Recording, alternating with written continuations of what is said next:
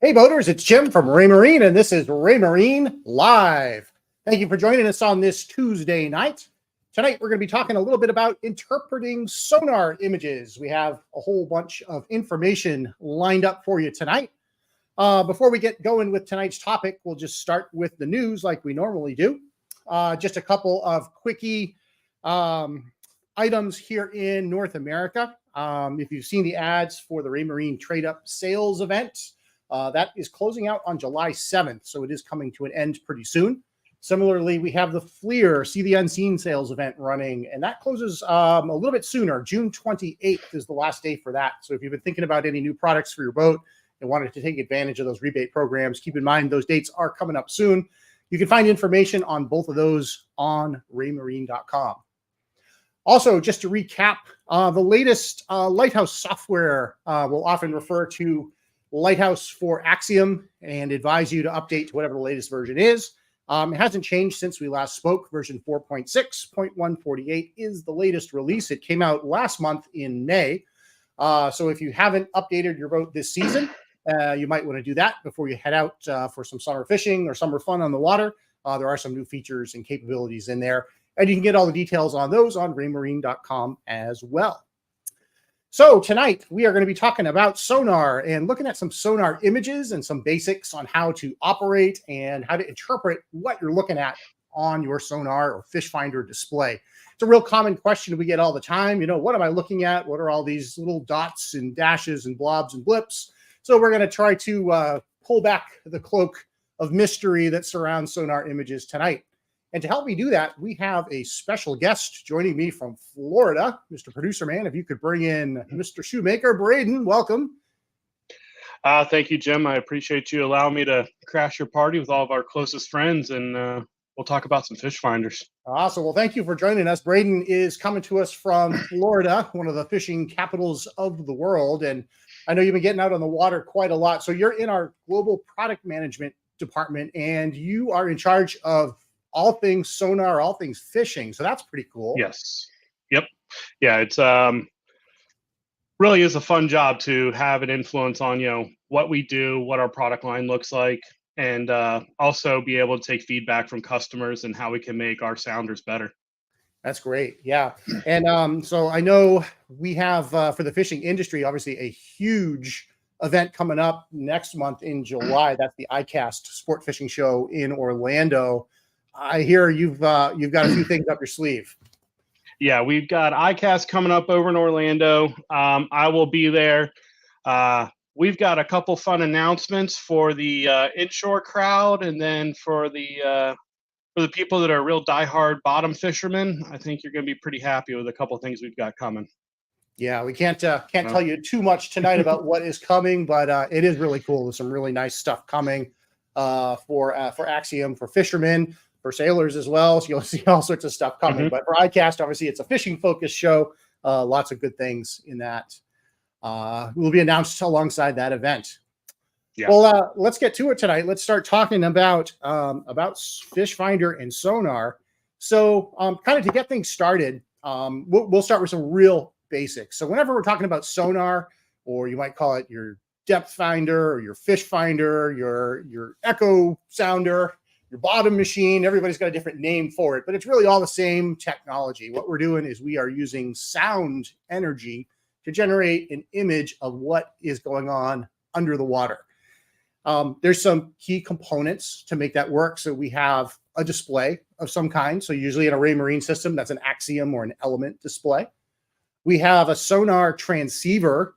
So that is actually the device that generates this high voltage electrical signal. And that sometimes is built into your Axiom display, or it could be an external module. And then we have a device on the bottom of the boat or in the water called a transducer. And what that device does is it converts all those electrical signals into sound energy and broadcasts it into the water. We bounce that sound off of targets under the boat. The echoes from those come back to the transducer. They're turned back into electricity, turned back into a picture. It's like magic. Incredible. So that really boils it down, but we're doing a lot more with it than just banging sound around under the water. We're making some pretty neat pictures out of it. But no matter what you call it, it is kind of all the same. So there's two different types of sounders out there on the market. You'll see some of them advertised as Chirp sounders, and we've certainly got a lot of those in our lineup. What's a key advantage that Chirp brings to us, Braden? So Chirp's going to do a couple things for you. It is going to give you a little bit more high resolution picture over a traditional CW sounder. It's also going to give you a little bit better target separation. And what's also nice is certain fish, may react differently or detect better at different frequencies. So not being stuck at a traditional 200 kilohertz or 50 kilohertz sounder, we have the ability to run that full sweep of sound on our auto chirps, whether it's in high or low, really giving us an advantage to be able to detect anything from like the smallest bait to your predator fish, different types of bottom density. But we also give customers the opportunity to, if they want to use a specific frequency, let's say they're running a medium frequency transducer and they're tuna fishing and they want to use 88 kilohertz. They can dial that specific frequency in. But having that chirp really makes it nice for the target separation and a little more high resolution picture. Yeah. And to that, like I mentioned, there really are two types of sonar, and Chirp is really where the technology is today. And the other technology is continuous wave sonar, and it's certainly not dead. There's a lot of applications for it. Continuous wave sonar, or sometimes they call it discrete frequencies, were sonar systems where they're basically locked in at one frequency or two frequencies, but they're dedicated to those particular channels. So most commonly it was 200 kilohertz, or 50 kilohertz, or maybe 38 kilohertz or something like that. But these new generation Chirp systems give a lot of flexibility. Something I always tell people when they kind of ask what the difference is too, is if you could hear it with your actual ear, when you think of a traditional continuous wave or discrete frequency sonar, think of one of those World War II submarine movies where the crew in the submarine, they're all like sweating it out because they're getting depth charges dropped on them. And you hear the ping of the destroyer overhead that's trying to find them, and that constant pong, bong, bong off the hull of the ship. That's one single wave. Ping, please. One ping, exactly. With a Chirp sonar, if you could hear it with your ear, and thankfully you really can't, because it would be pretty annoying, but it actually sounds like the wail of a siren. So it actually sweeps. It's like a whoop, whoop, up and down, up and down. And because of that sweep, that's what gives us that fantastic resolution. We can compare the signal going out to the signal coming back, and do some real neat things with it. Yeah, it's kind of interesting on some of the bigger sounders. I was going to say, on some of the bigger sounders, when you're in some shallower water, you can actually hear the transducer ticking. And you can hear that chirp signal going tick, tick, tick, tick, tick, tick, tick, tick, changing in the water. So, yep. So there is a little bit of an audible sound to it. But yeah, there's certainly a lot going on there. So we mentioned that we've got a transceiver, and that's in most cases built into your MFD. So for example, like with our Axiom and Axiom Pro, they have either our RealVision system or RealVision Max built into them. So a lot of the sonar hardware is contained in the screen, which makes it really easy to install. There are some high performance options though that can be added to the system, like a CP470 or 570 black box sounder module, and that gives you higher output. It gives you access to some better transducers as well, doesn't it? Yes, you can get access to some different 1 kW transducers, your 2 kW. We can also run 3 kW transducers on those black boxes as well, which are going to give you different frequencies, more power, different beam widths, deeper applications. Yeah, I know with the transducers, as they go up in price, they often get larger. But the reason they're better as they get larger is they also are far more sensitive, aren't they? They use that extra size basically for the ability to shape the beam going out, but also hear the echoes coming back. Yeah, and it also has to do with the amount of ceramics that are in a transducer. The ceramic vibrating inside a transducer is what's transmitting that sound into the water, really. And when you have more ceramics in a transducer, it becomes more sensitive. If you put more sound, more power into the water, you're going to get more out. Yeah. So with transducers, more is more. Very good. So on our Raymarine systems, we have a lot of different frequencies and a lot of different channels and different ways that we can manipulate this sound energy. And we can do several things with it. We can increase or decrease the power. With those ceramics, we can also change the shape and the direction that we're throwing the beam. And that really comes into play with some of the technologies like SideVision and DownVision, which can do some really neat things for us. So kind of to that, let's actually bring up the little presentation that we have. We have some visual aids tonight, and we're going to talk through some of the different things that you really can't see, but we're going to try to make it into a format to help you understand it a little better. So this diagram here, this is obviously a typical center console fishing boat, and this is representative of the RealVision 3D system that is in all of our Axiom and Axiom Plus RV models. This is also in Axiom Pro RVM and Axiom 2 Pro RVM, sorry. So we have several different beam patterns underneath the water. So the first one here I want to call out is this very, very wide pattern here. This is actually made up of 3 different beams. So this is your DownVision and your SideVision transducers. So DownVision, as the name suggests, looks down. It has a 60-degree wide cone. It's very narrow forward and aft, and I have a picture in a second that'll describe it a little better, but what we use it for is finding structure. We also do that with the SideVision. The SideVision is kind of a continuation of the DownVision, but it looks to port and to starboard. 60-degree beams, and again, designed for looking for structure, which is fish holding habitat. So you can get some pretty decent range and some pretty decent coverage, and this enables you to find objects on the bottom, rocks, wrecks, reefs, that sort of thing. You can cover a lot of ground in a little bit of time by using that SideVision. We can also pair those together and turn it into a 3D sonar format, and we'll look at that in a little more detail in a second. The other channel that is built into all of these RealVision 3D systems is high-frequency Chirp. And so that broadcasts across 170 to 230 kilohertz, and that is primarily a fish-finding sonar. And the difference with this beam is it's round. It's about a 25-degree cone with a basically a round signature where it hits the bottom. So that's going to be your primary fish-finding sonar in this system. And then we can add some additional capabilities on top of this. So here's another kind of view of the beam patterns. This is probably more reflective of an Axiom Pro or Axiom 2 Pro sonar, where we get a couple of additional frequencies in play. So we have everything that we just saw on the RealVision 3D slide. So we have SideVision, we have DownVision, we have high-frequency Chirp. But now we also have a medium Chirp and potentially a low Chirp band, depending on what transducers we add to it. Braden, what kinds of benefits are we getting as we start adding those higher power, lower frequencies? So when you do the higher power and lower frequencies, you're going to get a lot of depth capabilities.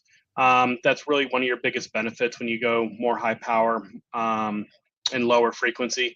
But you also get a more sensitive transducer. So even if you aren't necessarily going to be fishing in thousands of feet of water, having a low frequency is still nice. It's a very sensitive frequency, very sensitive transducer. Also, as you get lower in frequency, your beam usually gets wider as well. There are some high frequency wide transducers out on the market, but as we get those lower frequencies, we get wider. Also, some different fish react different to other frequencies. And it also has a lot to do with thermoclines if you're looking for those. I know we're going to talk about thermoclines a little bit, but thermoclines are going to show up a little bit better, usually in your lower frequency transducers. So might be another reason to consider, either maybe a medium or a low on the boat as well as a high. Yeah, definitely makes sense. And there's a bunch of ways that you can get there. So as we mentioned, there are the external modules, the CP470 and 570 can bring those into play. Maybe you don't want to have low Chirp frequencies, but even if you wanted to add a low in a discrete frequency, you can do a CP370 and pick up 50 kilohertz. Or even on those Axiom Plus models with the transducer adapter cable, you can pick up 200 kilohertz and 50 kilohertz and get a nice low beam, some extra depth. So there's a lot of different ways to get there. For sure. Yeah, pretty good. I wanted to look real quick just at Axiom because you have so many channels of sonar and so many different capabilities. we have some things in the user interface on the Axiom display to actually make it a little bit easier to kind of set up some of maybe your favorite layouts and to easily get them back. Let's bring the Axiom up full screen for just a second. And let's pop out to the home screen on it. I'm going to control it with my mouse here. So one thing we can do is we can actually change the home screen icon set that we're using. So this is what we call classic icons. This is what Axioms had traditionally had going all the way back to the very beginning. And then a few software revisions ago, we added something called mode-based icons. And what you can see here is you have some kind of generic fish finder app icons. Here's one here for SideVision, but we actually have an icon set you can activate that's a little bit more descriptive. So if I go to settings, and I change my home screen into mode-based icons, and I'm just going to close out here. So you can see now the icons are much more representative of what you're going to get on the other side. And there's particular icons for all the different modes of the sounder. You can also name these tiles. So you could set it up in a particular configuration that you like and give it a name that means something to you. The other thing I wanted to show was the channel manager. So when I pop this open and we're running a simulator loop here, down here on the bottom, I can see we're looking at high frequency chirp off of a RealVision Max transducer. If I come up here to the menu button and I go to channel, it'll actually show me all of the sonar channels that are available on this Axiom system. So I could go to 3D, DownVision, SideVision, or high chirp. In the event that I had even more channels, like if I had a module attached, like a CP570, there would be an additional button down here. It doesn't give it to me in the simulator mode, but it would say all channels. And then I could go and pick and assign a channel from that external module to this layout. So it's just a quick and easy way to find all the different channels and transducers that you have access to. So on a live system, watch for that. You'll have all channels. You pull it open, you can see there'll be, medium and low frequency chirp if you have transducers to support it. You'll see the tuned frequency, which allows you to pick your frequency if you wanted to use 88 kilohertz to go after tuna or something like that. So you'll have some different options. So watch for those in your Axiom on your boat when it's hooked up to your live transducers. All right, let's take a look at some screenshots. What do you say? We'll start with the basic one, and then we'll pause for a second and take some questions. But let's get one under our belt and go from there. We'll bring the presentation back up, Mr. Producer Man.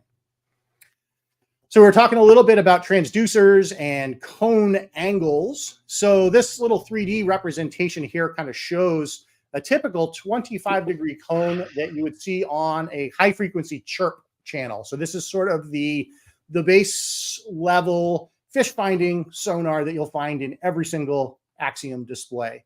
So this has a range of, they say, up to 900 feet, maybe not quite that much, maybe depending on the water conditions, but plus or minus. But this is your primary fish finding sonar. But the big takeaway is that it is round. It broadcasts across 170 to 230 kilohertz typically. And here's what it actually looks like on its output side. So we've collected some various screenshots from different ambassadors, and Braden has contributed some, and some of them from employees. Some of them are sent in by customers. So I'll try to acknowledge where these came from wherever we have that information. This particular one, I think, came from George Godds, one of our ambassadors down in Florida. But if we look here down on the bottom left corner of this image, this is his high chirp sonar. This is off of an Axiom Pro. This is that 170 to 230 kilohertz, probably off a transamount transducer. And what's kind of interesting in this one, we've got some very slow moving fish rising to the surface here. So we can see that they started down low. As the boat came over the top of them, they were coming up to the surface. We have a little bit of probably a thermocline in here. Anytime you see these kind of real defined horizontals in the image, that's often a thermocline, which is a temperature anomaly. So we have a 74.3 degree water according to his transducer, and that's wherever the bottom of the boat is. But then we go down, in this case, about to 50 feet, looking at the range scale down the right side. At 50 feet, the water changes temperature pretty dramatically, and that attracts fish sometimes. Yeah, what's interesting on this screenshot, Jim, is you see those fish that moved, but if you look at how the fish are concentrated either above the thermocline or below the thermocline.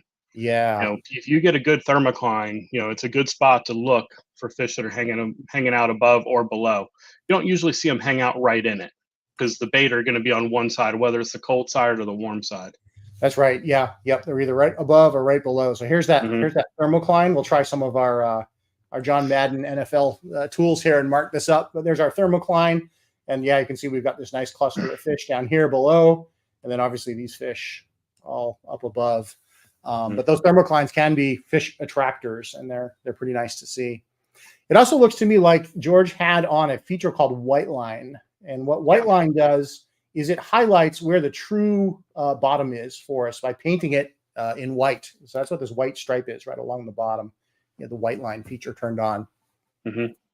Yeah, white line can be really nice too when you're focusing on fish that are holding real close to the bottom, is it shows you that definite bottom, but it also gives you a good kind of break and barrier to see where fish are holding right near the bottom as well. So you can see he's got something. It looks like he's standing still, maybe sitting on the hook or a very slow drift. You can see he's got fish that are just sitting right under his boat for a while because he's got that continuous mark, but sitting nice real long close line. to the bottom.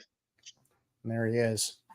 And I think we got a couple of more shots from George and a few others. I think this one might have come in from Carter Andrews. This is also, again, high frequency chirp.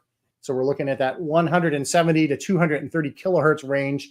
A little bit deeper water this time. I saw in the comments earlier, somebody said, gee, a lot of your examples are always in shallow water. Can we get some deeper ones? We do have some good deep ones for you tonight. Mm-hmm. But here's a 278-foot shot. Nice little drop off here as well. And the caption that originally came with this photo said they were doing some jigging. One of the things that I wanted to point out in this that caught my eye, they have the zoom mode turned on in this. So if you look at this little box over on this side of the screen, what that is that's showing us the entire water column from the surface to the bottom, and then the magnified portion of it. So they are actually looking at this square is what we're seeing in this window over here.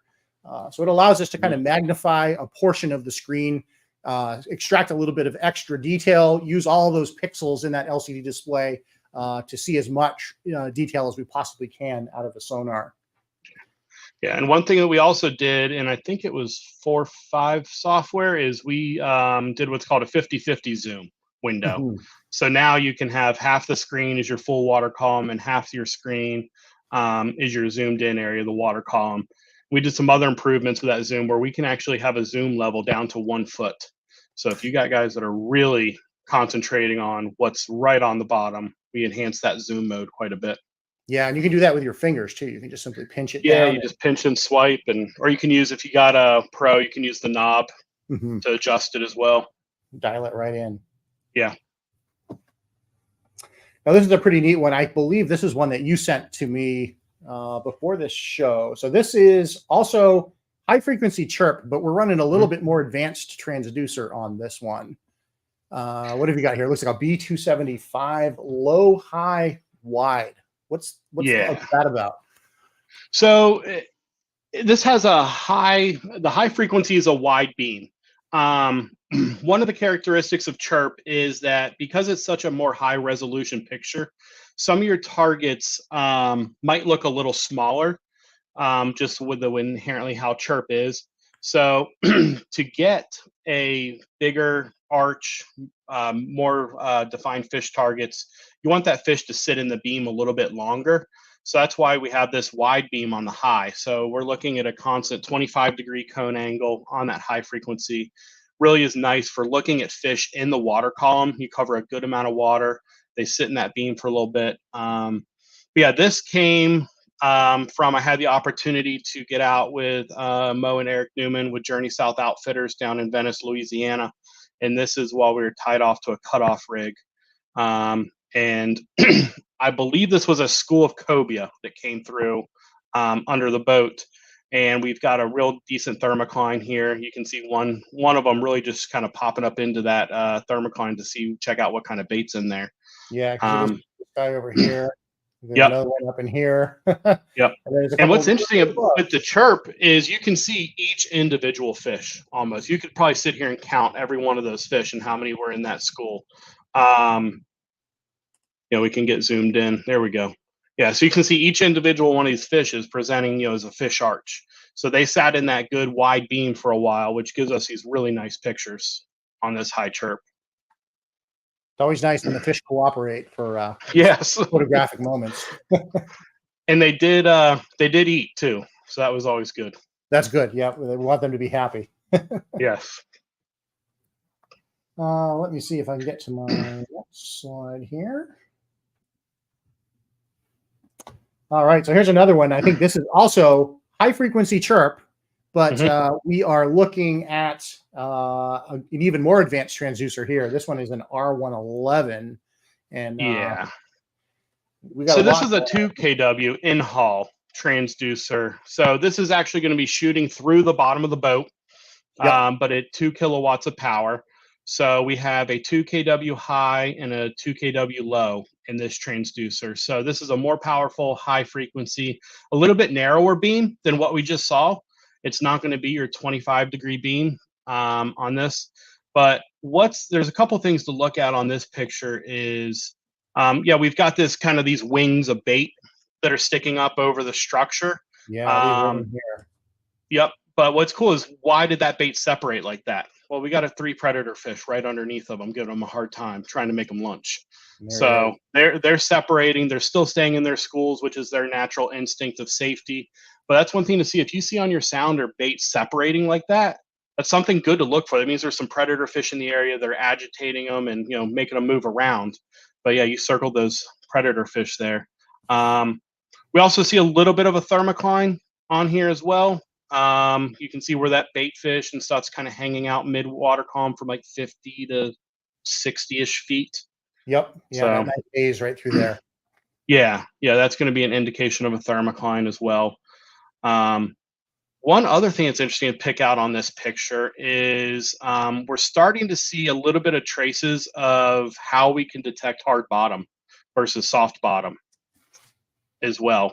So when we look at kind of right where your bottom U is, we see how that the red line is pretty constant. The red line of the bottom showing that density of the bottom is pretty constant, and it's staying kind of level.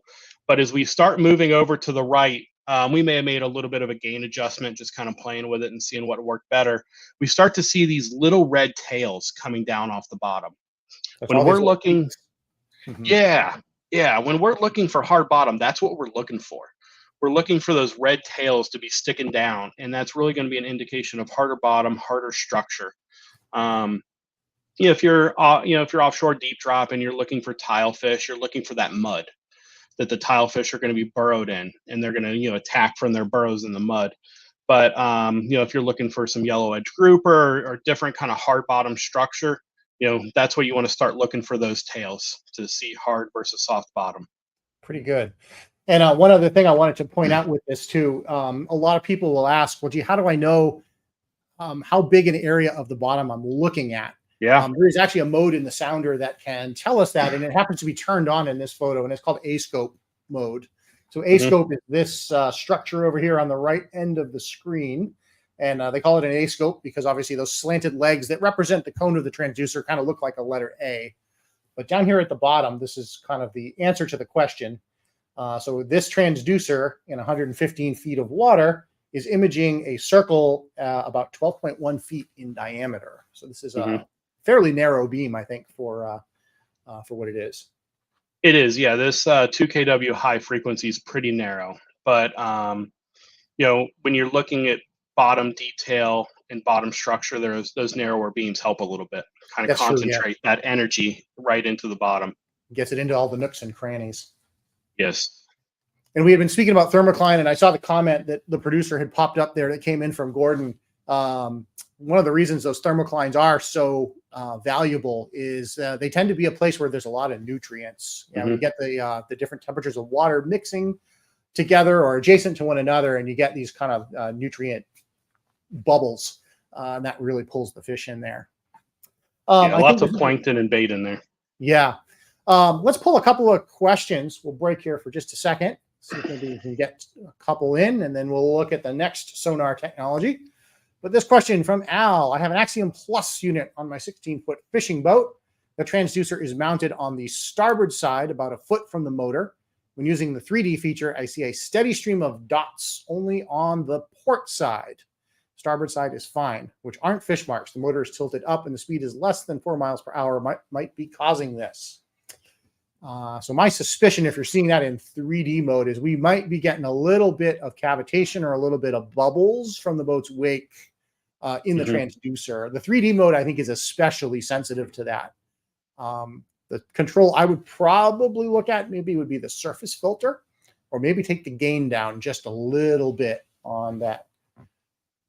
Yeah, because you got to think, when we're looking for fish, a lot of what we're looking at is the air bladder of a fish. So if we mark any air in the water column, we're going to interpret that as possibly fish. So like you said, probably some cavitation coming off the bottom of the boat, something with the prop or on the skeg.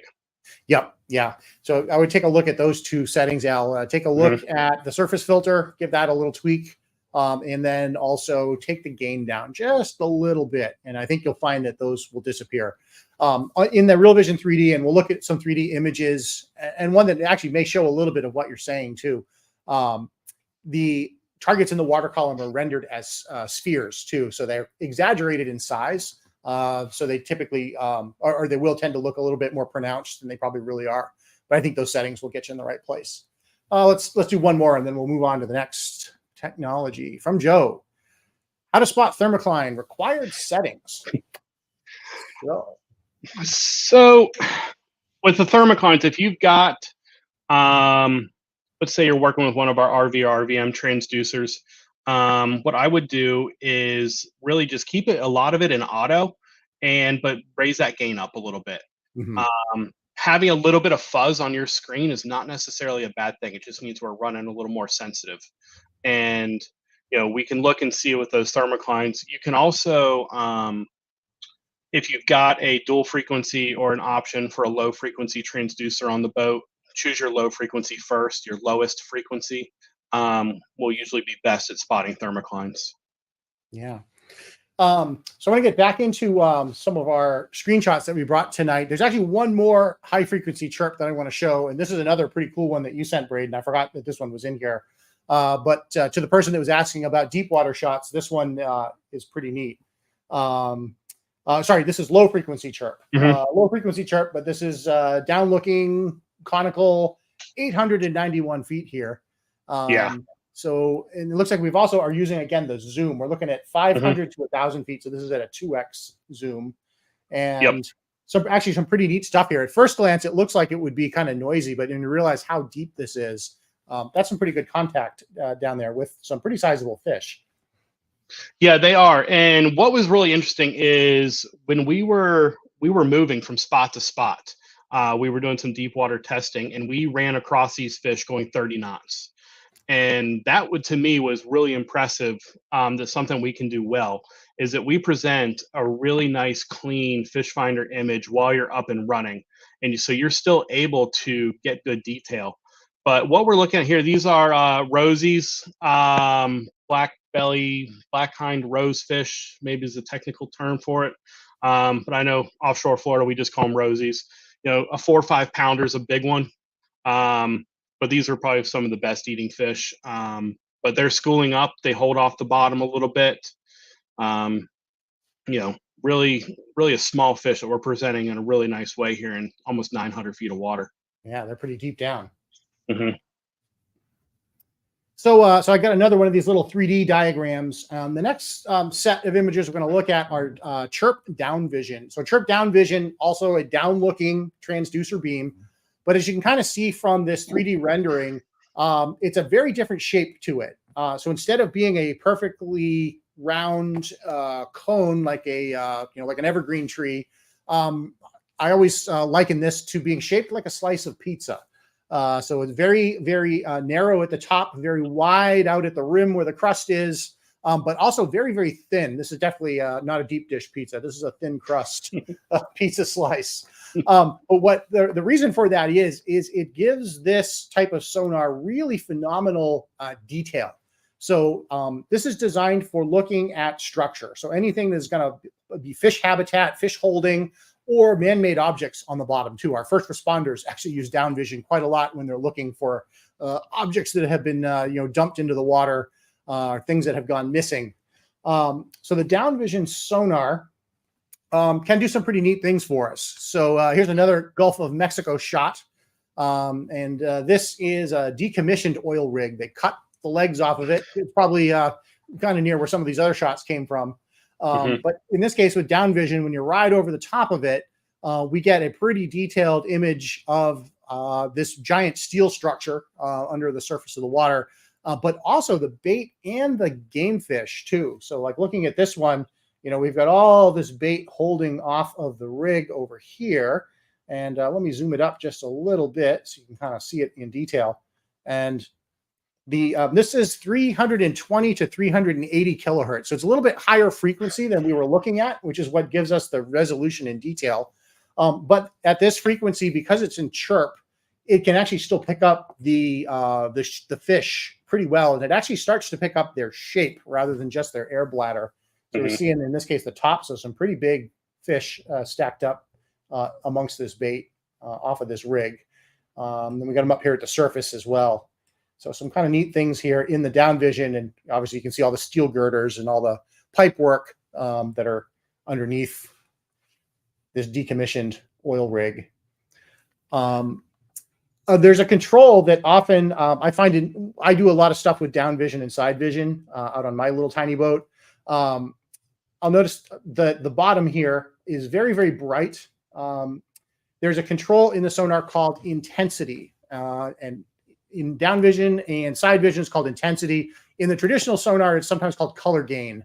But over in DownVision, SideVision, it's called intensity. And it basically is used to adjust where the color palette is going to start drawing in the hardest targets, and it's adjustable. So sometimes in DownVision and SideVision, it can appear to have like a white frosting or like a glazing over everything.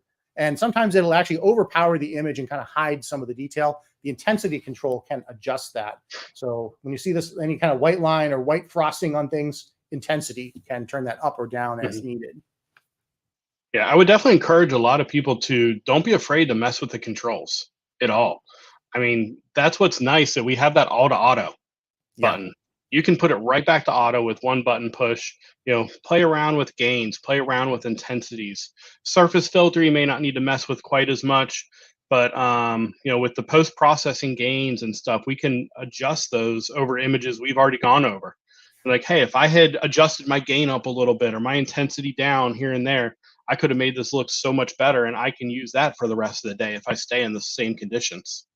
So yeah, and don't be afraid to play with it. Pretty neat capability. Yeah, with that all to auto, it's kind of like your bailout button. If you did something to it and you think the picture has gone, from bad to worse, all to auto, and that puts Axiom back in control. It'll straighten it out, and then you can start tweaking again. And what's nice is we can even adjust the auto a little bit. We have those percentages within our adjustments, so you can keep it in auto, keep the algorithms and the detection stuff that we've worked on and within the sounders, and give it maybe just that little more oomph and bring that gain up a little bit, but keeping it in auto. So I encourage people to play around with it, like you're saying, with intensity. See if you can make your picture look better. Yeah, and this is actually a pretty good example of how you can kind of tweak it in as well. So this is also came out of the Gulf of Mexico. This is off of Clearwater. This was out with an ambassador named TJ Shea, who fishes out of Clearwater. And this was a sinkhole. And it's kind of neat because with the DownVision and its very wide beam, we get a pretty detailed look down into this hole. So we can see the fish that were habitating at the top of the hole, and we can actually see the bottom of the hole, and we could see the, I guess it would have been the port side slope from the bottom down to the bottom of the hole. So that's actually what we're looking at here. Here's the actual lowest part of the sinkhole, and then here is the rim on what would have been the port side of the hole as we were going over the top of it. Color palette can make a huge difference too in what you see. So like in the prior image, we were using the kind of black background with the copper. Here we have inverted the color palette. So this is what we call inverted copper. So now instead of the hardest targets being white, the hardest targets here are brown. But depending on the lighting conditions, it can reveal a lot. So definitely play around with the color palettes as well. And that's all done right through the main menu. Just when you're looking at the sounder, hit menu, hit the little gear for settings, and you'll see the color palettes right there. Yeah, and on the RVM sounders, there's a whole lot of choices that we added. I think there's like 6 or 7 new color palettes you can play with. Pick what works best. Yeah. Yeah, and speaking of color palettes, here's one for you. That's bright. Like the, sour apple Kool-Aid or something like that. This pro is Rich Zelensky. He's a coastal captain that fishes out of Connecticut. So he does all the waters of Long Island Sound and some of the rivers. And he sent this shot. This is actually taken on a Raymarine Element, but it is using the same high chirp, the same 350 kilohertz chirp DownVision. So here's a really nice school of bait fish and a nice predator sitting out here. This is probably a striper or something like that, getting ready to go and feast. What I like about this image too, though, is this is another one where as you zoom in on it, you can really see what Chirp technology can do resolution wise. You would think initially that this is just like one giant blob, but when you look closely at it, it is like every pixel that you see is a fish. They're all individual fish in there. So some pretty good. Talk about a bait ball. Yeah. Yep. Very well formed up. And some of those fish, I think, are about to get eaten. But this color palette is actually available on all the Axioms as well. It's in there. It's called lime green appropriately. And you'll find it in that color palette selector. And yeah, depending on the lighting conditions and even depending on the sunglasses that you wear and your individual eyes, some of the color palettes really pop for certain people. So definitely play around with them. So this illustration, we're going to start talking a little bit about SideVision. And SideVision is Raymarine's version of side scan sonar. And what's really important with SideVision is to understand where the beams can see and where they cannot see. So with SideVision, you've got two 60-degree beams. They are canted over just slightly below the surface, and that's to keep the top of the beams out of the waves on the surface, so we don't get a lot of noise in the top of the sounder. But they're canted down about 5 to 7 degrees, and they don't touch each other underneath the boat. So you actually end up with a gap, and that's what we can kind of see in this illustration. So here is my SideVision on the port side. Here's my SideVision on the starboard side over here, if you can kind of follow my mouse. But in the middle, notice we have this big black gap where there is no coverage for SideVision. So if you were looking for something on the bottom, maybe you were looking for this rock, and the boat goes right over the top of the rock, you will never see it on the SideVision because it's essentially in that little gap between the two beams. So with SideVision, you do need to position the boat to the left or to the right of the object you're looking for in order to find it. So keep that in mind. If you have a hot spot saved as a GPS waypoint, you set it into your nav system and you follow it with your autopilot and you run right over the top of that and you don't see it. There's two different strategies. You can either offset the boat a little bit left or right, and then you'll pick it up quite nicely in the SideVision. Or if you split your screen and turn on your DownVision actually fills that gap. So your DownVision sonar covers that hole, and they all overlap just slightly, so you get full coverage. So what kinds of things can you see with SideVision? So this is operating in the same frequency as DownVision. It's very high resolution, high frequency. This is 320 to 380 kilohertz. So it is very good at seeing structure and fish holding habitat. And it's also very good at picking up the fish themselves. So this is an image that George Gods sent us. This is snook. The depth here is it's a little cut off in the image, but it's about 16 feet is what we're looking at. And he had his SideVision set on an 80-foot scale. So where that 40-foot marker is up at the top of the image, that's about halfway across the screen. It would have been 80 feet out to the edge. So in 16 feet of water, he's seen about 80 feet port and starboard. And here we've got all these snook that were kind of schooled up in this hole.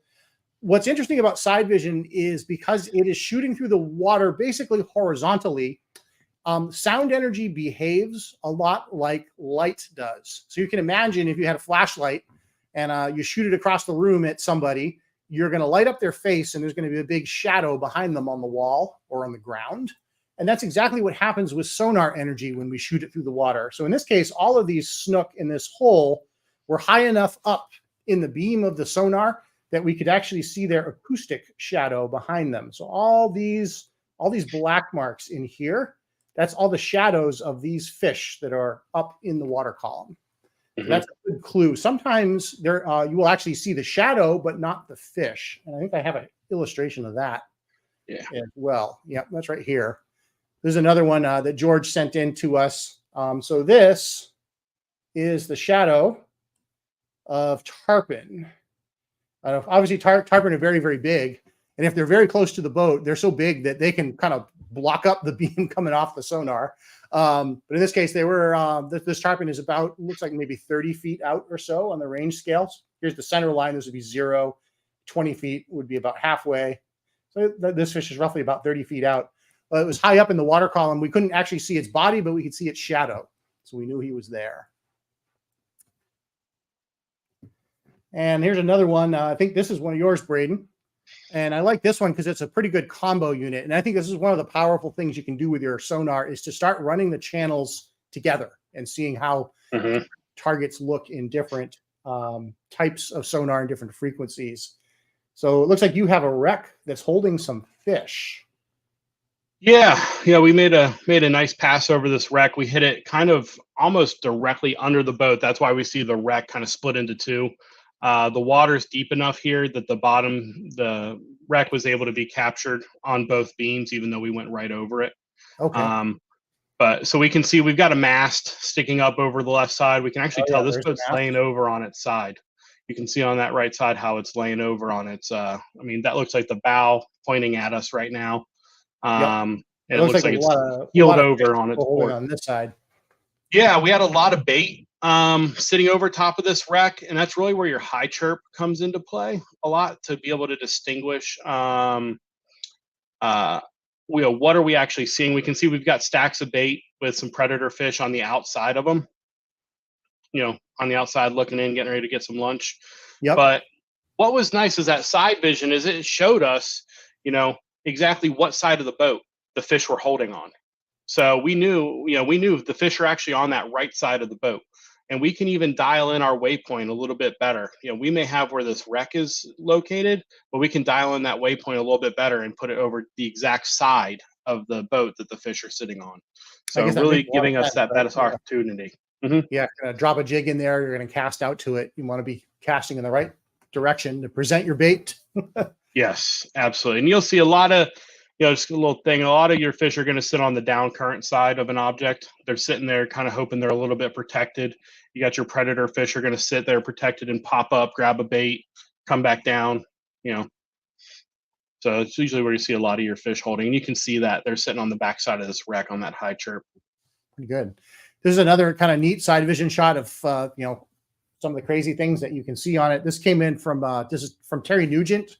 He's a captain that fishes down on Cape Cod, Massachusetts.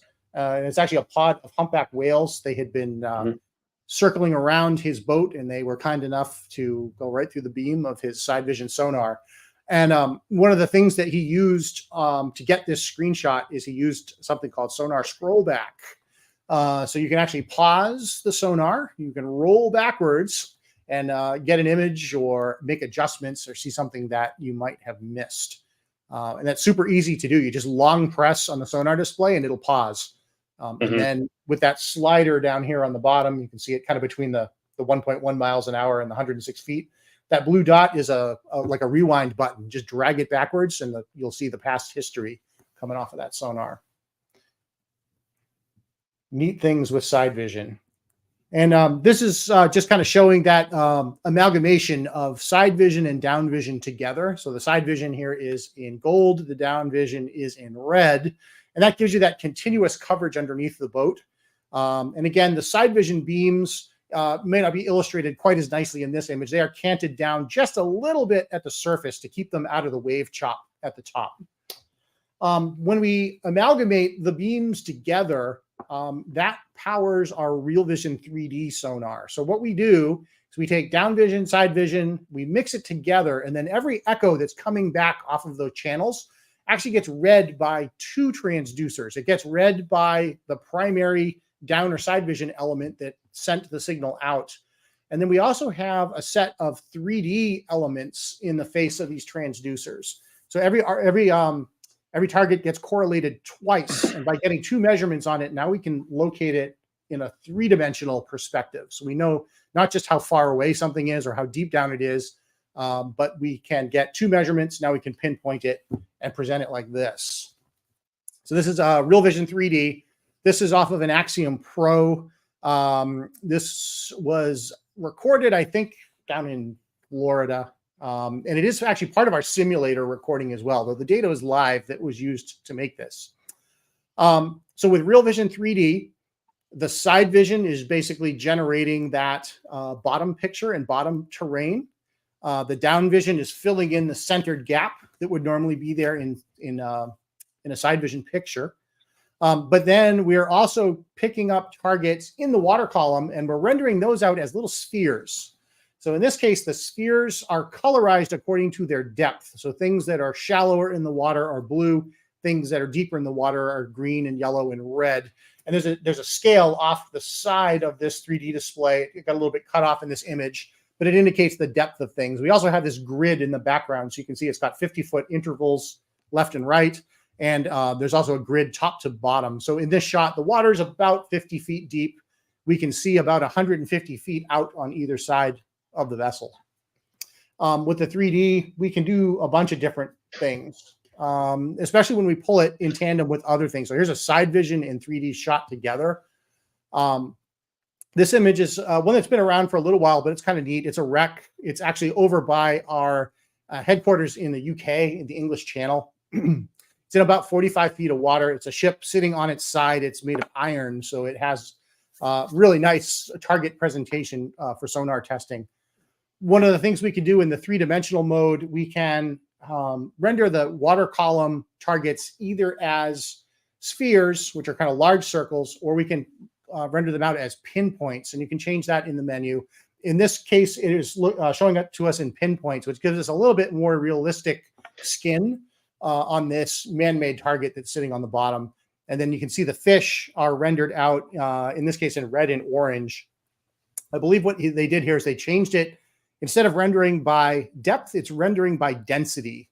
So harder targets are different colors from softer targets. So in this case, we can see the fish compared to the steel and iron structure of this ship. And then we have the same targets on SideVision as well for reference. This is on a split screen display. And let's pause there for just a second. We have a few more images we can go through, and I see we're getting towards the end of the hour. We haven't taken very many questions tonight. Let's get a couple more in, and then maybe we'll hit a couple more of these cool screenshots before we close out. From Charlie, for Chirp, if you're not in the water, is it important to turn off the transducer? What can you tell us about that, Braden? Yes, it is. Yes. You want to disable those sounders. You don't want to overheat your transducer. With it being in the water, that's what keeps it cool. So yeah. Short answer is yes. Yeah, the transducers are all they're all water cooled. Even though in-hull transducers, they're in a water bath, and the water bath is touching the hull that's touching the water on the outside. So you don't want to overheat. The bigger the transducer and the more powerful it is, the more it heats up when it's in use. So the more important it is to turn it off. I mean, if it's transmitting for a couple minutes, it's probably not going to be a problem. I wouldn't want to sit there in my driveway all afternoon with it transmitting. And we make it real easy. You can just hit the power button or swipe the power button, and you can disable all sounders. Yep. Yeah. In fact, let me show the people that. If you want to bring the Axiom up just for a second, I can make that happen. Let me close the menu here that we had open. What I'm going to do is I'm just going to reach over on the Axiom, and I'm going to tap the power button, and you can see this button over here, a little fuzzy. Our stream is degrading. Let me pop it up one more time. It says disable all sounders, and when you touch that, that would shut down anything that's transmitting sonar-wise. I'm running a simulated feed, so it's kind of doing its thing in the background. When you're ready to turn it back on, you would go to your fish finder apps and it'll say, oh, your pings are disabled. You say enable pings, and then you're back in business. Yep, that way you can sit in your driveway and mess with waypoints, your chart, whatever you want to do. Yep, you don't have to worry about doing any damage to transducers. What else have you got for us, Mr. Producer Man? From Jim. I'm trying to learn my element. Lots of times I run a split screen fish finder and DownVision. I can see fish on the fish finder screen, but cannot see them on the DownVision screen. Am I doing something wrong? Do I need to change the settings on the DownVision side so I can see the fish on it too? So they're going to look a little bit different between the two sides because they are getting hit with different frequencies of sonar and also slightly different beam. Though generally I would say anything that you can see on the fish finder, you should be able to see on the DownVision because those beams definitely overlap. I mean, as for settings, I would look at bring your intensity and gain up a little bit, depending on what your fish targets are. See if we can pick those fish targets up. But I mean, that's one of the beauties of having the split screen and the different frequencies and different beam angles all on the same transducer, is that they are kind of purpose built. Yep. Yeah. So you can make that comparison side by side, and they're there because you're seeing them on one channel. So yeah, don't be afraid to adjust the other channel up, bring it up a little bit in the gain or intensity, and see if we can bring those fish targets in. Right. What else we got for questions in there? From Kurt. I gave my RV100 connected directly to my, I have my RV100 connected directly to my Axiom Pro RVX. Airmar M260 is connected to a CP370, which also connects to Axiom Pro RVX. I've tried the M260 connected directly to the Axiom Pro RVX, but the resolution is not as good as connected to the CP370. Why is that? Is the Axiom Pro RVX supports a 1 kW transducer directly. So one thing I'll throw out there, Kurt, is a factor in this is that M260 is a discrete frequency transducer or a CW transducer. So it is designed for 50 kilohertz and 200 kilohertz specifically. The CP370 is a CW sonar, which also supports specifically 50 kilohertz and 200 kilohertz. So you get a very, very good match that way between them. Versus when you put that transducer into the Axiom is a Chirp sounder that will then go into its CW mode to support that transducer. So there's some settings and manipulation going on in the background. So that might be a factor in that. Yeah, I think you put it pretty well. It's a purpose-built box to a purpose-built transducer. Yeah, I think you have a really good match there. If this is something that is giving you trouble, Kurt, though, definitely take a few screen captures off your system if you can and send them in to us, and we can definitely take a peek and see what's going on with it. All right, what else we got there? From Matt. Does the rocking of the boat affect how the bottom looks? Yes. Yes, it does. Yep. So yeah, as the boat pitches up and down, if you're out there on a rough day, you will see some, like sawtooth in the bottom image. So there'll be some up, down in that. If you have RealVision 3D on your system, on your Axiom, and turn that on, RealVision 3D is actually a stabilized sonar display. So there is an AHRS in the transducer, and it'll take the rocking motion out in the 3D image only. But that is something that you could utilize if it's really rough out there and you're having a hard time. Another thing you could do too is you could put it into bottom lock, and bottom lock will take the terrain out of the picture altogether. It just kind of equalizes the bottom, flattens it out. So that's another way you could possibly approach that. I don't know what you think, Braden, if you got any other tips. I think you hit them all. Okay. And looks like we're coming up on the hour, but we got time for a couple more questions. So let's do one more question, and then we'll do one more screenshot because I got a really good one here lined up. From Ash, how do I differentiate between rock and sand and coral? So that's where we started to talk about those tails. So the harder your bottom, the longer the red tail you're going to see coming off the bottom as well. So the thicker that red bottom is and the longer that tail is going to show you the harder the bottom. Another way to also do it, I don't think I was able to get you a screenshot, Jim, is to, let's say you're in 100 feet. If you manually range out to, say, 200 feet, 220 feet, we can look at what's called the second echo, and we can look at how strong the return is on the second echo compared to the first echo. And if we have a stronger return on that second echo compared to the first, that also is a good indication of harder bottom. You got to remember that harder bottom is going to reflect back the sound energy better than sand or mud will absorb it a little bit better. That's why we get those more red, more dense images out of the bottom on harder bottom. Yeah. And actually, that's a good transition. If we can go back to the presentation for one more slide, the next image that was coming up was actually this one that you had sent me. It was another pretty good illustration of a change in bottom density. Yeah. Yeah. So this one, you got a really nice stack of fish here. This is high chirp. This is that R111 low high transducer. So pretty high performance. This is you said 2 kW, right? Yes, 2 kW. Yep. Yeah. And yeah, down here, let me zoom up this little valley area. Yeah, so you can see the bottom coming into where this little dip is. We got some really nice spikes in the bottom, so that indicates there's some pretty hard structure there. But then notice as we get onto the slope of this dip, all those little spikes disappear. So that indicates probably that most of the debris has rolled to the bottom, because when we get into the bottom of the hole, all the spikes come back again. And then as the bottom transitions up and out of the hole, it's all relatively smooth along the bottom side of the bottom trace. No spikes anymore. So again, it's a good picture to answer that question, showing that transition, showing a, what I would still consider to be a fairly hard bottom, going into a harder bottom. So probably some, sand, gravel into some pretty good coral type of bottom. So there's definitely some good things to see in there. So it looks like we have gone for an hour. So I think this is where we will call it for this evening. If you have questions, if you have chatted questions in and didn't get an answer tonight, don't fear, because one of the golden rules here on Raymarine Live is everyone gets their questions answered. So I will be a very busy boy, and maybe I'll rope Braden in to help me out answering some of these questions tomorrow. But we'll make sure that everybody gets their questions answered.